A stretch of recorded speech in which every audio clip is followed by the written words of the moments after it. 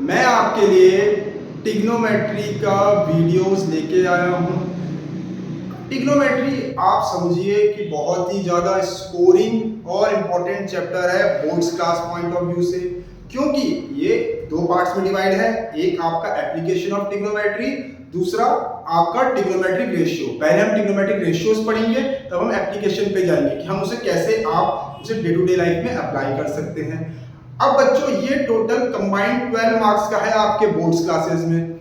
इस चैप्टर की इंपॉर्टेंस के लिए आपको समझना पड़ेगा कि ये आपका बेसिकली फॉर्मूला से ड्राइव हुआ है।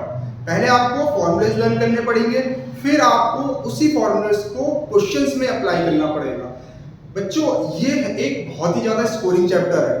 12 मार्क्स यानी कि एक अच्छा स्कोरिंग है आपके लिए बोर्ड्स मार्क्स के लिए। आपने, क्योंकि ये चैप्टर आपको इस साल पहली बार ही आप पढ़ रहे हो, नया है आपके लिए, 10th के लिए थोड़ी सी डिफिकल्टीज हो सकती है, पर आपने डिफिकल्टीज को नहीं सोचना है। सीखना है कि वो चैप्टर कैसे हो रहा है, उसके सारे बेसिक कॉन्सेप्ट में आप बात करोगे। जैसे कि अब आप देख रहे हो, आपने शायद सीबीएसई का नया सैंपल पेपर देखा होगा, उसमें आप देखना कि वो क्वेश्चंस को थोड़ा सा घुमा के दे रहा है आपको। घुमा के मतलब इन द सेंस क्या है कि वो कहीं बाहर से नहीं दे रहा है आपको, वही कॉन्सेप्ट है, उसी कॉन्सेप्ट को उसने थोड़ा इलैबोरेट करके आपको नए क्वेश्चंस फ्रेम कर रहा है। ये चैप्टर आपके लिए काफी हेल्पफुल होगा। मैं जो आपको नेक्स्ट वीडियो आपको जो यहाँ से ट्रिग्नोमेट्रिक रेशियोज है वो स्टार्ट करूंगा, ठीक है। उसे आपने अच्छे से समझना है, बेसिक्स को ज्यादा फोकस करना है। फिर आप क्वेश्चन को इसे 3 पैटर्न में करिए। फर्स्ट पैटर्न आपका होगा बेसिक लेवल का, फिर आपका मीडियम और फिर हाई। ये मत सोचिएगा कि कई बच्चे सोचते हैं कि हमने तो बेसिक ले रखा है, हमारा पेपर आसान आ जाएगा, हमने स्टैंडर्ड ले रखा है, हमारा पेपर टफ आ जाएगा।